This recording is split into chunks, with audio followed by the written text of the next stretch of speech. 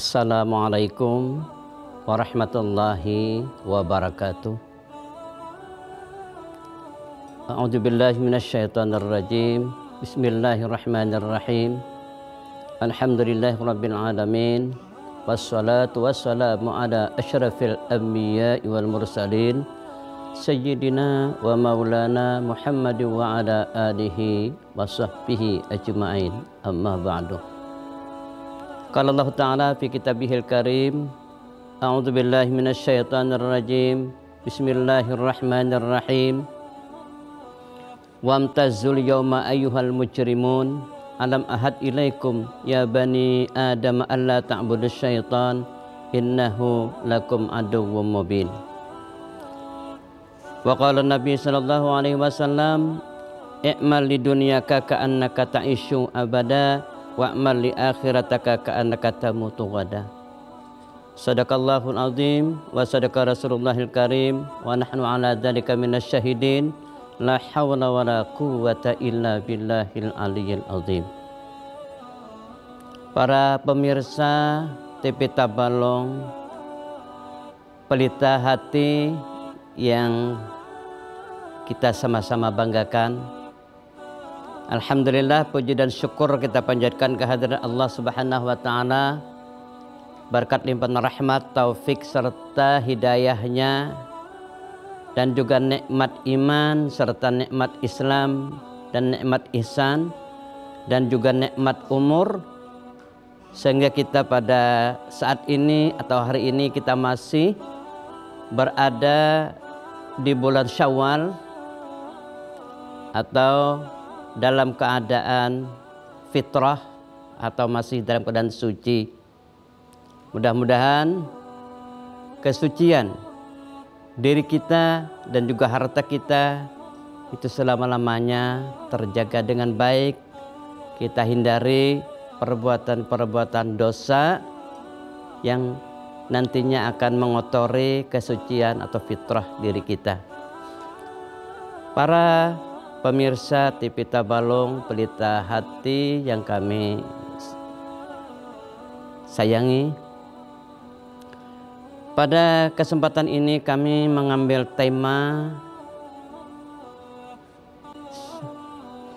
yang berjudul Perjalanan Hidup Menuju Alam Akhirat.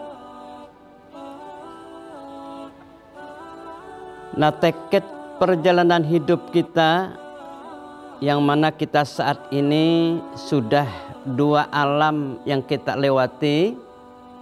Yang pertama adalah alam roh, yang kedua adalah alam kandungan, yang ketiga adalah alam dunia, atau kami istilahkan adalah saat ini kita berada di terminal dunia. Nah, di terminal ini kami istilahkan kita harus siap untuk berangkat menuju perjalanan panjang, perjalanan jauh.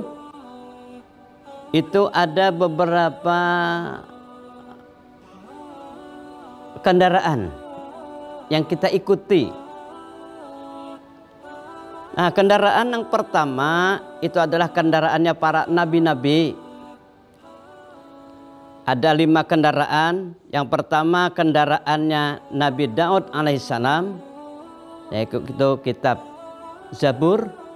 Kemudian kendaraan yang kedua adalah Nabi Musa alaihissalam, yaitu dalam kitab beliau adalah kitab Taurat.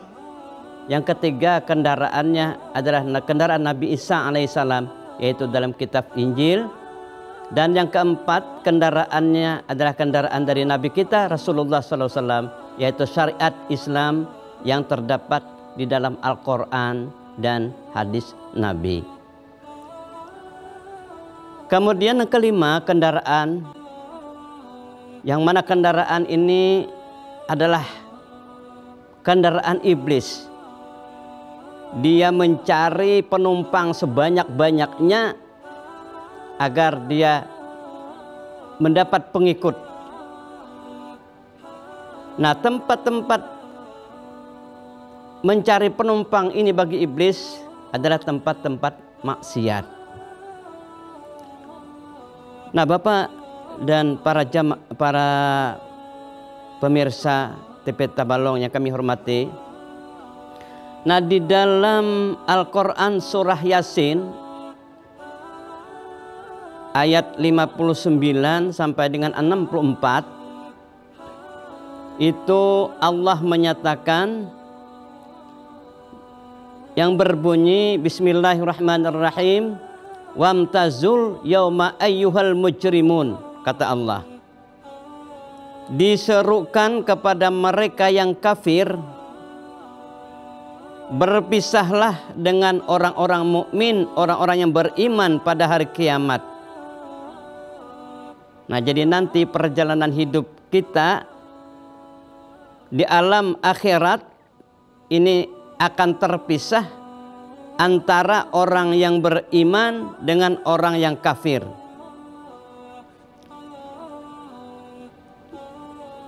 Nah, kemudian lanjutan ayat, alam ahad ilaikum ya bani adam alla ta'budu syaitan, bukankah aku, kata Allah, telah menyuruhmu wahai anak Adam atau manusia supaya tidak menghambakan diri kepada syaitan. Nah, jadi supaya jangan kita mengikuti syaitan. Nah, manakala kita menghambakan diri kepada syaitan, itulah nantinya kita yang akan bakal menjadi orang-orang yang terlaknat atau menjadi orang kafir yang nantinya akan dimasukkan Allah ke dalam neraka jahanam. Dan bagi orang-orang yang beriman itu nantinya kalau dia tidak menghambakan diri kepada iblis, kepada syaitan, maka akan selamatlah dia menuju alam akhirat, yaitu alam surga. Nah, kemudian juga dilanjutkan ayat, wa ani'buduni hadza siratum mustaqim, kata Allah. Bahkan kata Allah, sembahlah aku, inilah jalan yang lurus. Jadi Allah memerintahkan kepada umat manusia itu supaya menyembah Allah. Jangan sampai kita menyembah syaitan atau menghambakan diri kepada syaitan atau iblis. Nah, kemudian kata Allah, walaqad adalla minkum jibilan katsiran afalam takunu taqilun. Bahkan kata Allah, syaitan itu adalah menyesatkan sebagian besar di antara kamu. Nah, jadi tujuan syaitan tadi, yang mana atau syaitan atau iblis tadi mencari penumpang sebanyak-banyaknya untuk dia mengajak mengikuti dia, bertemankan dengan dia nantinya di alam akhirat, yaitu di dalam neraka jahanam. Nah, apakah kamu, kata Allah, tidak berpikir? Nah, jadi kalau kita mau berpikir, artinya kita tidak mau mengikuti jejak-jejak iblis atau syaitan, insyaallah akan selamat daripada godaan syaitan atau iblis yang akan menyesatkan kita nanti di akhirat. Para pemirsa TV Tabalong yang kami hormati, nah diceritakan dalam suatu hadis ketika ahli neraka telah Allah ponis dia menjadi ahli neraka, maka di sana tersedialah sebuah mimbar untuk iblis. Nah, iblis itu dia berpakaian api, kemudian bermahkota api dan dijerat dengan tampar api. Lalu diseru kepadanya, wahai iblis, segeralah menaiki mimbar untuk menyampaikan ceramah atau penyampaian nanti di dalam alam neraka, menyampaikan kepada seluruh orang yang sudah divonis Allah untuk memasuki neraka. Nah, seluruh penghuni neraka mendengarkan apa yang akan disampaikan oleh iblis, dan semuanya memperhatikan, mencurahkan perhatiannya. Lalu iblis berkata di dalam surah Ibrahim ayat 22, kata iblis, waqala syaitan, berkatalah syaitan atau iblis, lamma qudiyal amru, sesudah vonis hukuman dijatuhkan, kata iblis, sebenarnya innallaha wa'adakum wa'dal haq, sebenarnya Allah telah menjanjikanmu dengan janji yang benar. Nah, ini penyampaian iblis ketika hari kiamat, menyampaikan kepada orang-orang yang pengikut iblis selama di dunia, yang mana nanti sampai ke akhirat beserta iblis. Dan iblis ketika menyampaikan itu, maka semuanya para penghuni neraka ini mendengarkan kalimat yang disampaikan iblis. Ujar iblis, wa'adatukum fakhtalaftukum, dan aku pun dulu menjanjikanmu namun aku keingkari. Nah, jadi perkataan Allah adalah sebenar-benarnya, atau sebenarnya Allah telah berjanji kepada kalian atau manusia yang hidup di dunia ini adalah kalian nanti bakal menemui kematian.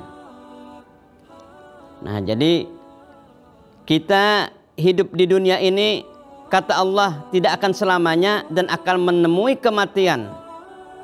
Setelah kematian kita akan masuk alam kubur, kemudian kita dihimpun di padang mahsyar, kemudian diperhitungkan amalnya atau dihisab dan diponis hukuman yang selanjutnya. Nanti di akhirat manusia ini akan digolongkan Allah menjadi dua golongan. Yang pertama dalam Al-Quran surah Asy-Syura ayat 7, fariqum fil jannah, kata Allah, segolongan masuk ke dalam surga, wa fariqum fis sa'ir, dan segolongan lainnya masuk ke dalam neraka. Nah, ketika itu para penghuni neraka, para pengikut iblis ketika di dunia ini, mereka begitu mendengar penyampaian iblis, bagi mereka adalah menyesal. Artinya bagi mereka ini, andai kata artinya kalau hidup kembali, mereka tidak akan lagi mengikuti iblis. Nah, jadi kata iblis pada saat itu, fala talumuni walumu ampusakum, untuk itu kalian jangan mencerca aku, jangan menyalahkan aku, sebaliklah cercalah dirimu sendiri, karena kamu mau mengikuti aku waktu hidup di dunia. Ya, jadi dari ceramah di TV Tabolong ini kami tutup dulu untuk season pertama, dan nanti kita lanjutkan kepada season kedua.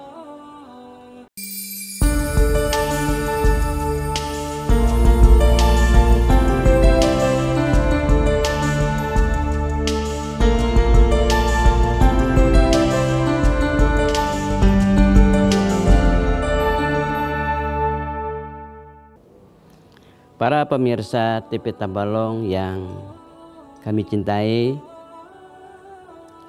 pada sisi kedua ini ada beberapa pertanyaan yang disampaikan kepada kami, yang mana mudah-mudahan kami bisa menjawab dari pertanyaan ini. Yang pertama, bagaimana kita dapat menyeimbangkan antara urusan dunia dan persiapan untuk akhirat. Nah, ini sebagaimana dalam hadis Nabi yang kami sampaikan dalam pembukaan tadi, bahwa hidup kita ini adalah perlu keseimbangan. Di dalam hadis Nabi itu tadi dikatakan i'mal li dunyaka ka'annaka ta'ishu abada. Kita diperintahkan untuk bekerja, berusaha untuk urusan dunia seolah-olah kita akan hidup selama-lamanya. Nah, jadi seolah-olah, yang namanya seolah-olah itu kita tidak akan bakal hidup selamanya. Dan berusahalah kamu, kata hadis Nabi, wa'mal li akhirataka ka'annaka tamutu ghada, berusahalah untuk akhiratmu seolah-olah esok kamu akan mati atau meninggal. Nah, jadi dua urusan ini baik dunia maupun akhirat kita harus seimbang, dan kalau bisa kita lebih banyak mempersiapkan untuk urusan akhirat. Karena urusan akhirat itu adalah urusan yang sangat panjang perjalanan hidupnya.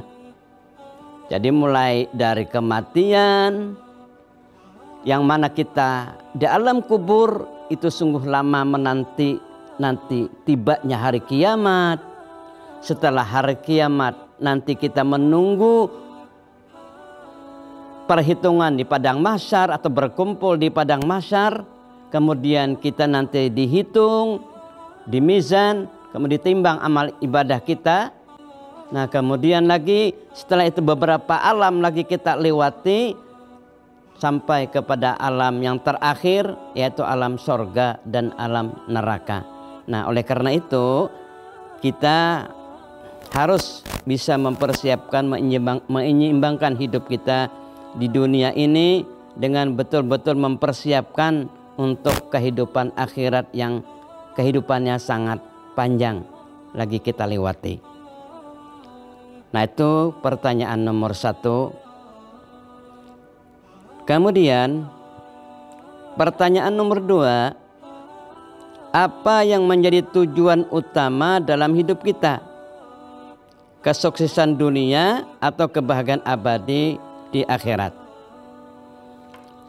Nah, jadi pertanyaan ini adalah kalau kita kepingin sukses dunia, sukses akhirat, itu ada 4 macam. Nah, ada 4 macam. Pertama, kita ada waktu untuk dunia atau bekerja. Yang kedua, ada waktu istirahat. Nah, jadi waktu istirahat artinya kita gunakan dengan sebaik-baiknya. Ketiga, ada waktu kita untuk beribadah. Nah, jadi jangan semata-mata hidup kita ini untuk bekerja aja, tapi kita lalai dengan ibadah. Yang keempat, ada waktu kita untuk menuntut ilmu. Jadi bila 4 macam ini ada pada diri kita, maka dunia akhirat kita akan mendapatkan kebahagiaan. Nah, itu jawaban nomor 2. Dan tujuan kita artinya dalam doa yang kita baca setiap hari, doa sapu jagat, Rabbana atina fid dunya hasanah. Ya Allah, berikanlah kepada kami kebahagiaan, kesuksesan hidup di dunia dan kebahagiaan atau kesuksesan nanti hidup di akhirat, yaitu alam surganya Allah. Nah, kemudian pertanyaan yang nomor 3, itu apa peran amal soleh dalam mempersiapkan diri untuk akhirat, dan bagaimana kita dapat meningkatkan amal soleh dalam kehidupan sehari-hari. Nah, jadi dalam kehidupan kita sehari-hari yang kita bawa nanti dalam kehidupan akhirat yang kekal abadi selama-lamanya itu adalah amal saleh. Jadi sementara dunia, nah jadi itu kalau kami dalam istilahkan hidup kita ini ada dalam suatu cerita filosofis, ada seseorang yang berpoligami 4. Nah, poligami 4 ini filosofisnya aja, bukan artinya kita menyarankan pada laki-laki berpoligami 4. Nah, poligami 4 ini kami istilahkan beristri 4. Pertama, istri pertama itu adalah amal. Istri kedua adalah teman kita. Istri ketiga itu adalah keluarga kita. Nah, istri keempat adalah harta kita. Nah, jadi yang bakal selama-lamanya menemani kita nanti sampai ke alam akhirat itu adalah amal kita. Harta kita, begitu kita dimasukkan ke dalam kubur, akan berpisahlah kita dengan harta. Kemudian yang kedua, teman kita, saudara kita, nanti dia paling mengantarkan sampai ke rumah atau menjenguk kita, menengok mayat kita sampai di rumah, teman, atau takziah sampai di rumah, itu cuma cukup sampai di rumah. Nah, kemudian adalah keluarga kita, anak kita, istri kita, semuanya mengantarkan kita sampai kubur. Begitu kita dikubur, maka mereka akan kembali meninggalkan kita. Nah, jadi yang kekal selama-lamanya menemani kita di alam akhirat, mulai dari alam kubur nanti sampai ke surga, itu adalah amal ibadah kita yang kita lakukan setiap hari. Nah, jadi berkenaan dengan amal ibadah kita, itu nanti menjadi teman kita di alam kubur. Nah, posisi amal ibadah kita itu nanti ada 5 teman kita di alam kubur. Pertama, sholat 5 waktu atau sholat.